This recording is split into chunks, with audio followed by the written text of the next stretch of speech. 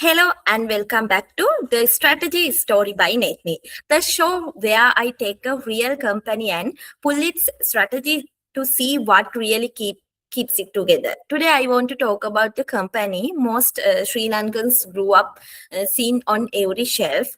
Lion Brewery, Ceylon PLC. They have been brewing since 1860. They have been listed on the Colombo Stock Exchange since 1997, and their latest annual report has a great title, Build on Legacy Driven by Innovation. So the question I kept asking myself as I read it was pretty simple.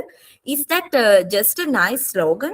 Or is the strategy really that bold? And does it actually show up in the numbers? That's what we are going to find out in the next 15 minutes. Grab a drink, let's get into it.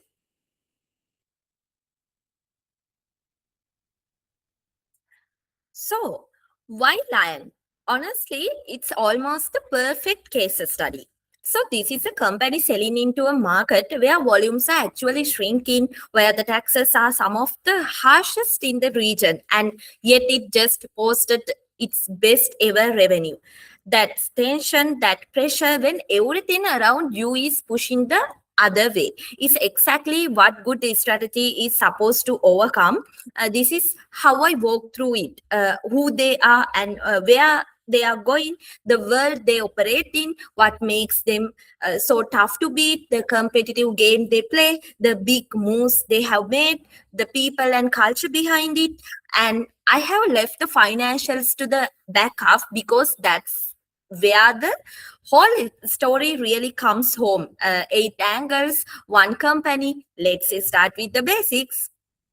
Okay, the basics. Lion's brewing roots go back to the 1800s. The recipes and the craft go back to the 1860 and listed on the Colombo Exchange in 1997.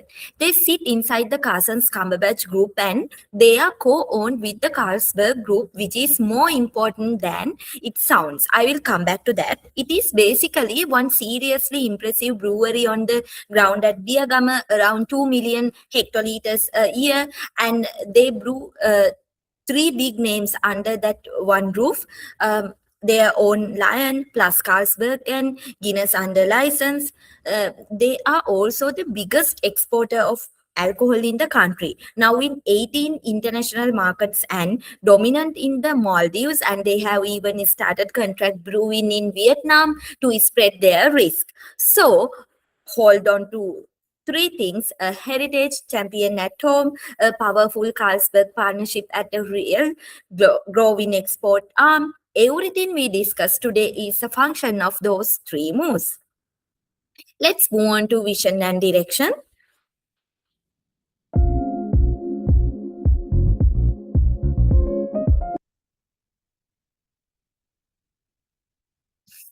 Let's talk direction. Now, Lion doesn't give you a clear one line mission statement, but you don't really need one because the intent is all over the report. Theme is built on legacy driven by innovation, and the brand's overall persona is there a lion in you? The latter is all about courage and adventure. The strategy is simple: defend the home turf, move the brands upmarket, and grow abroad. In fact, they have packaged this into what they call a 2030 vision, and it rests on a handful of pillars: premiumizing the beer, driving international business, exploring adjacent categories, building a smarter value chain, cutting cost, and going properly digital. And what I like about it is that none of it is fluffy. Both of these are quantifiable, and as we will see, the cash actually goes to them. To me, that's the difference between a real strategy and a poster on the wall. Now let's move on to external environment.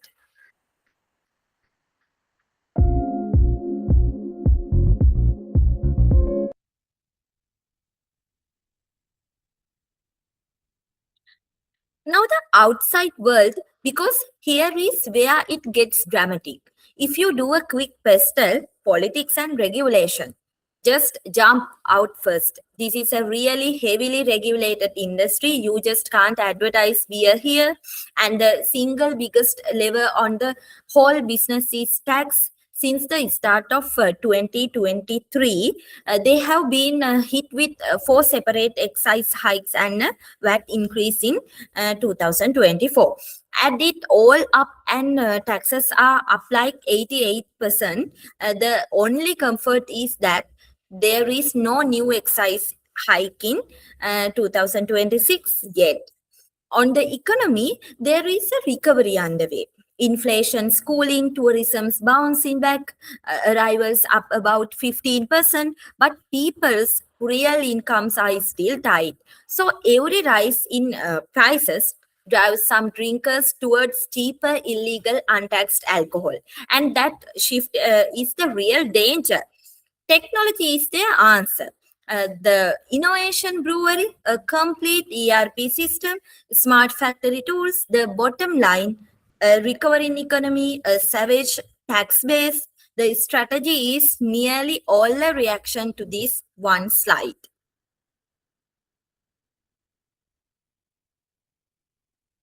Five forces. Let's do the industry structure formally with Porter's five forces. And honestly, Lions sit in pretty new faces.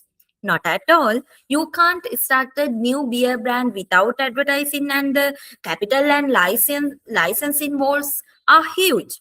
Rivalry between the legal brewers is only moderate. Lion is clearly the leader, and there is little formal competition.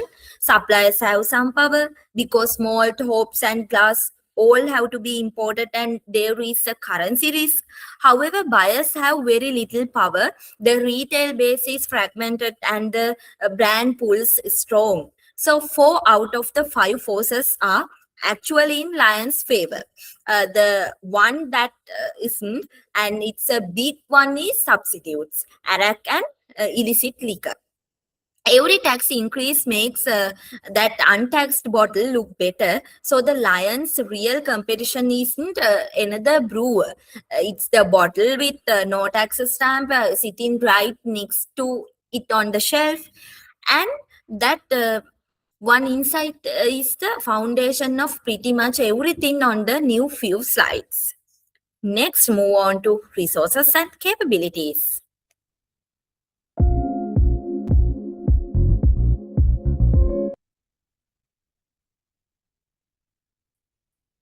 So, if the industry is attractive, the next question is, why does Lion get it and not someone else? I like the VRIO test for that. Basically, which of your resources are valuable, rare, hard to copy, and actually used well?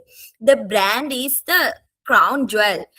Lion is a national icon, and since nobody is supposed to advertise, that awareness they are they have built up over decades. You can't literally reproduce it today. That is about the most enduring advantage you will ever find.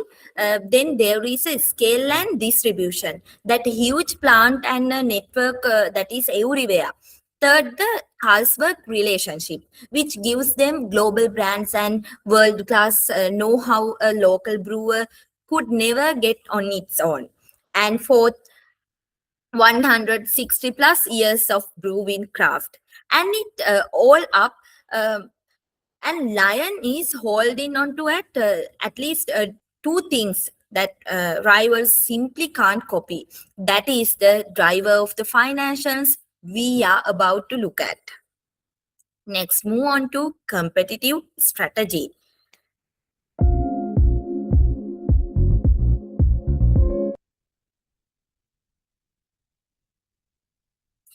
So, what is the game they are playing in the competition? In Porter's terms, it's broad differentiation based on that premium Lion brand. But the interesting thing about this year is that they are deliberately pushing upmarket premiumization.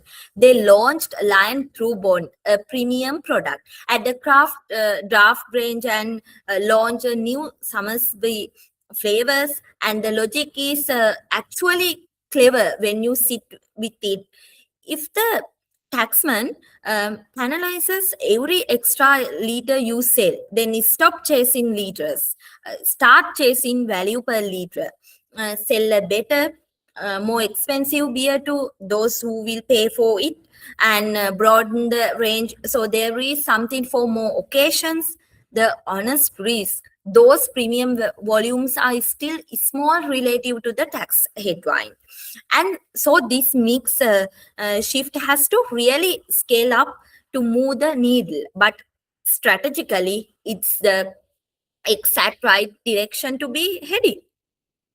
Let's move on to moose, timing, and scope.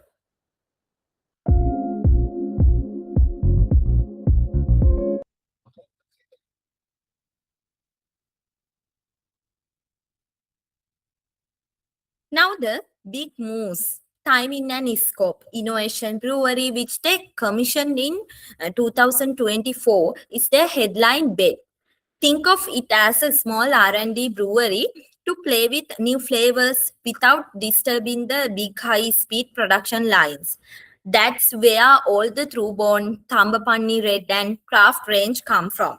The export story on growth is nothing short of impressive. International revenue, which has risen 57% this year to about 8.8 billion rupees across 18 markets. And here is the clever risk aware bit. Instead of depending on one factory in Sri Lanka, they have begun contract brewing in Vietnam closer to demand and hedge if anything ever happens to Biagama. They are leaning into Africa and Middle East as their core regions. So it's expansion, but cautious, deliberate expansion. Let's move on to corporate strategy and diversification.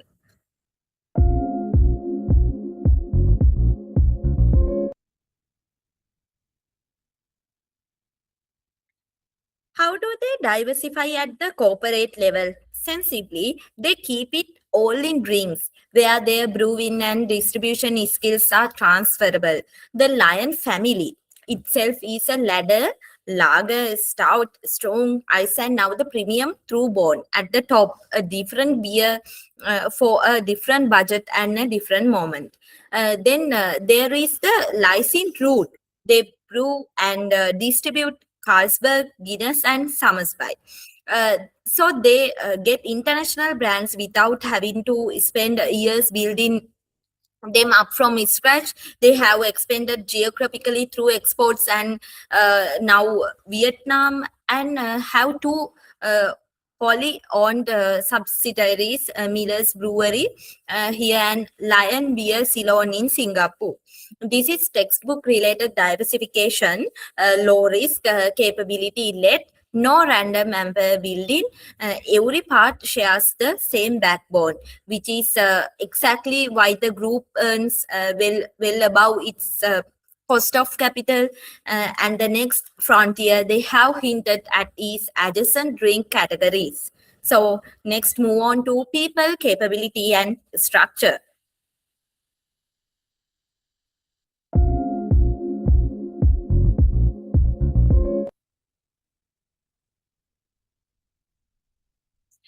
All this is no use without the right organization behind it.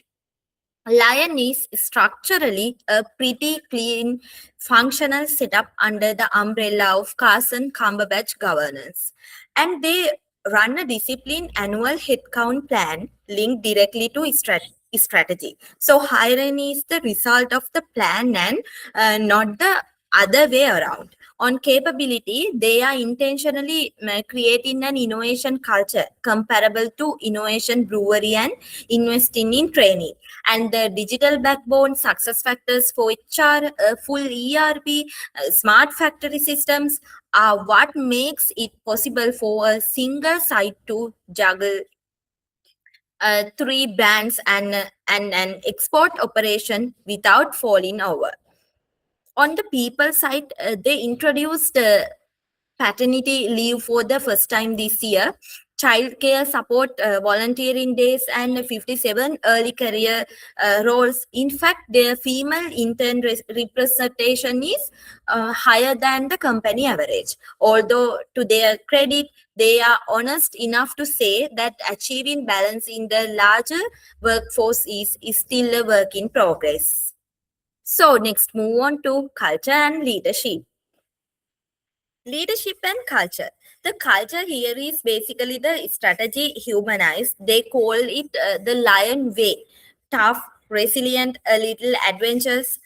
And you saw that resilience tested this year with floods and cyclone Ditwa. Their crisis team kept supply moving. Leadership, for its part, is the discipline. Operating profit increased by nearly 17% to nearly 19 billion rupees, even as taxes increased. And the balance sheet remained net cash, more cash than debt.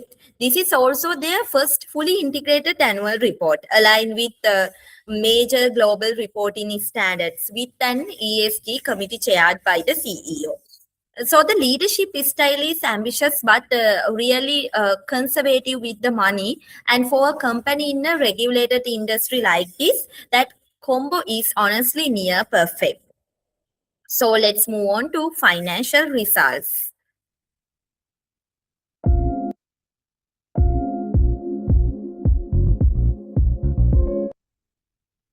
Okay, the financials, which the brief says are critical, and this is for the year ending March 2026. The headline numbers look good. Record revenue of rupees 132.4 billion, up about 7%. 11.2 billion profit after tax, nearly 18% up, and earning per share increased to around 140 rupees. But the figure I want you to sit with is excise duty of rupees 66.6 billion or so. That's about half of what they earn going straight into government accounts. Total taxes were 103.8 billion. So this is a business where the state is effectively the largest claimant on every single bottle. And management is still managed to grow profit over twice as fast as revenue. Margins actually improved gross margin to about 25%, and the market noticed market cap increased by nearly a third to around 137 billion rupees. So next, move on to 5-year trends.